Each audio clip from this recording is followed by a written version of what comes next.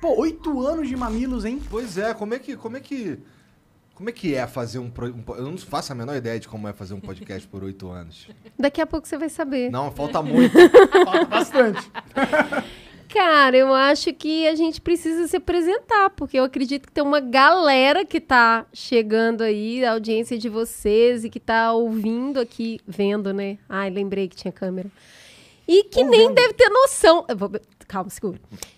Que nem tem noção quem a gente é, né? Porque... Mas provavelmente já escutaram. Vocês são famosona. Você na acha? podosfera. Você Não acha? são, não? Ah, sei lá, o que é ser famosa? Todo mundo da podosfera te conhece. É, Mas qual que é o tamanho da podosfera? Ah, grande, hein? Ah, é? ficou Eu grande. acho que é. Não cheguei na borda também ainda não, mas diz que é grande.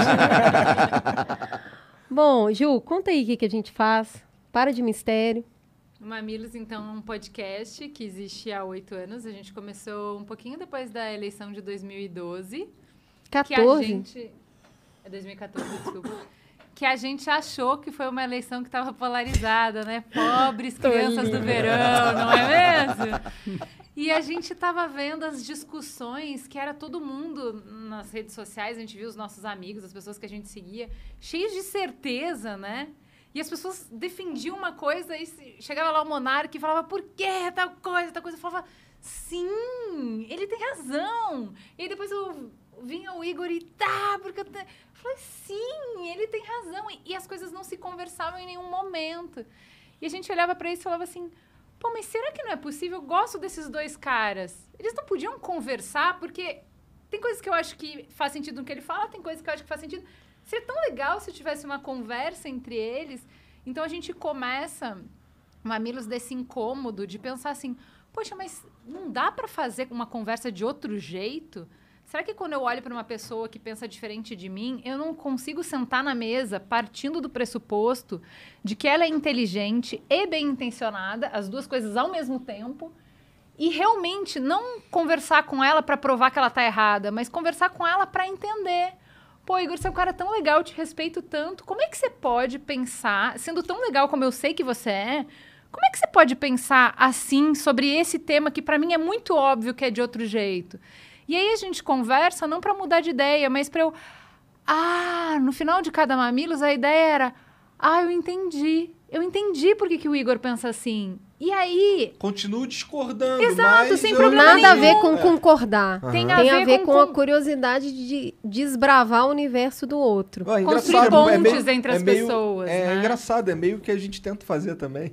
É verdade, eu fui ouvindo você falar e me identifiquei bastante, porque... Não, mas eu acho que a gente tem vários pontos em comuns. Vários.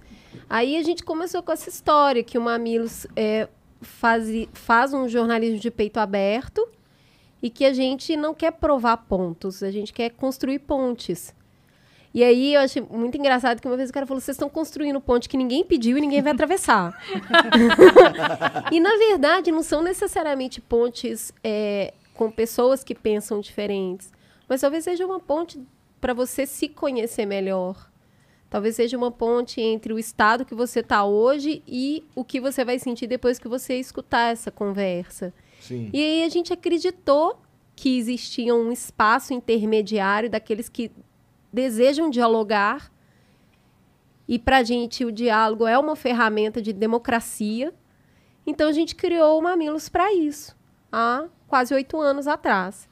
Ai, mas nossa, que elaborado. Isso chama retroplanning. É como a gente consegue explicar hoje, olhando essa história de 8 anos.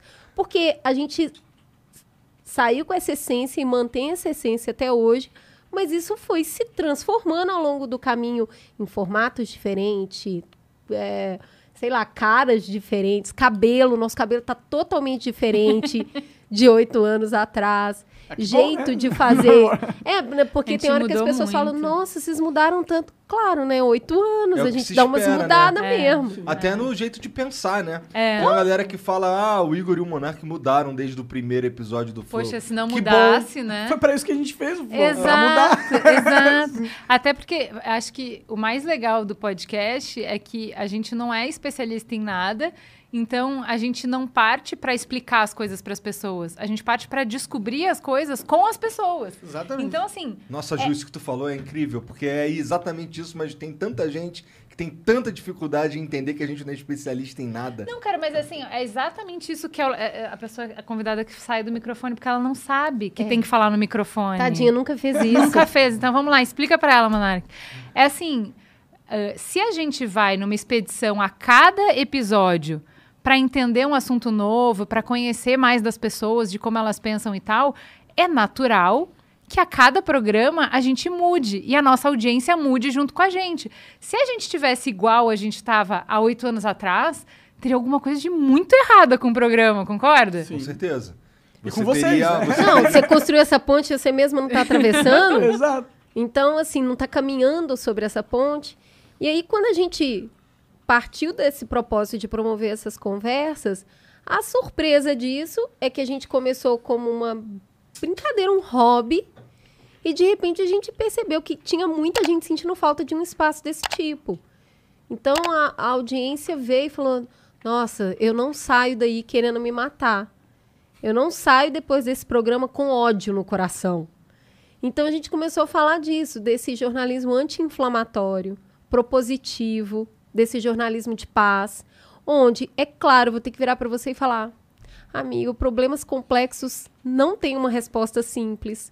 Você não vai sair daqui com uma certeza, tipo, olha, resolvemos o problema da privatização hoje. Você entendeu? Entendi o sentido da vida. Exato. Não é? Não, tem uma resposta. Ai, olha, começou o programa, eu não sabia o que pensar. E agora eu sei, a solução é 2 frases. Ou um BuzzFeed, sabe? 5 coisas para resolver a privatização no Brasil. Tipo, amigo, não vai ter, né? Você vai entrar com 2 Como perguntas acabar, e sair com 10. Né? como acabar com a corrupção? É muito simples. Veja aqui. Não, né? Apenas não. Então, a gente recebe muito retorno do tipo: nossa, sai com mais dúvida do que eu entrei. Nossa, peraí, que eu vou ter que voltar e escutar isso aqui de novo. E aí, ao longo dessa trajetória, a gente foi amadurecendo esse discurso, a gente foi conhecendo pessoas incríveis no caminho, porque é isso, esse lugar do não saber, esse lugar do aprendiz, que o Paulo Freire, né, tá aí comemorando o centenário de Paulo Freire, é o lugar do curioso e ele precisa de auxílio para traçar esse caminho. O aprender é em comunidade. E aí a gente foi chamando gente cada vez e conhecendo gente Mas cada como é que vez começou? Começou com a galera com o látex enorme? Começou com os famosos? Quem eram os convidados do Mamilos no início, Cris Bar? Ai, gente super importante pra gente, os nossos amigos. Porque é isso, né? A gente Porque começou... quem tá ali no teu círculo, é mais próximo. Pô, foi a mesma coisa com o Flow quando a gente começou. A gente trouxe quem tava próximo. A gente ia chamar o Silvio Santos. Até hoje ele não respondeu. Silvio, responde os meninos. Mas eu acho que é isso. A gente trouxe os nossos amigos, a gente foi testando um monte de quadro. Então, pra vocês terem uma ideia, primeiro, um dos quadros que tinham no Mamilos lá no início era os memes e trending topics. Aí as 2 panaquinhas achando que ia conseguir explicar meme no áudio. Não, amiga, não vai dar certo. Você tá tentando conversar sobre um assunto que é muito visual. Então, E a gente não é engraçada, vamos falar a verdade, entendeu? Então esse quadro morreu bem rapidinho. a gente vai... Assim, nós somos muitas coisas.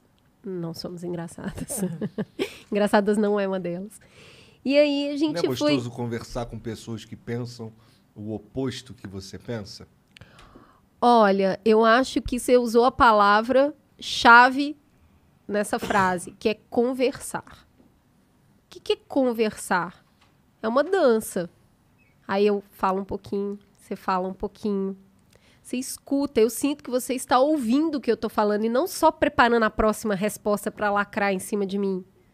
Você está realmente conversando. E interessado, né? E se movendo de acordo com o que a gente fala. A gente sempre faz um discursinho antes de começar a conversa, né? E aí as pessoas realmente são diferentes na nossa mesa do que às vezes elas são fora, porque elas abraçam a proposta. Porque a gente já viu gente, por exemplo, que chega e, sei lá, o Monark fala: eu acho que azul é uma cor fria e porque... E aí eu fico amarelo, é uma cor quente. Falo, mas não tem nada a ver com o que ele está falando. Você simplesmente veio com as respostas prontas da sua casa você veio com as respostas que você falou ontem, anteontem, que você vai falar amanhã. Você não se deixa atravessar por nada. Não tá rolando o jogo, né? Não, assim, tá rolando o jogo. Você não se move pelo que ele fala, entendeu? Total. Que é uma coisa muito bonita quando a pessoa tá te escutando e fala assim, cara, isso aí que você falou me fez pensar que daí é outra coisa. Aí rola conversa, de verdade. Aí é conversa. A gente tem esse problema, às vezes, quando vem alguns convidados que são ou palestrinha, ou seja, o cara tem todo um roteiro que ele já preparou em casa. Já passamos, amigo. Nossa, é um Então, saco. aí Sinto sua dor. o palestrinha é aquele que fala assim, não, mas voltando aqui pra história, tu... Porque o tá, cara quer entendi. terminar de contar, é sobre ele.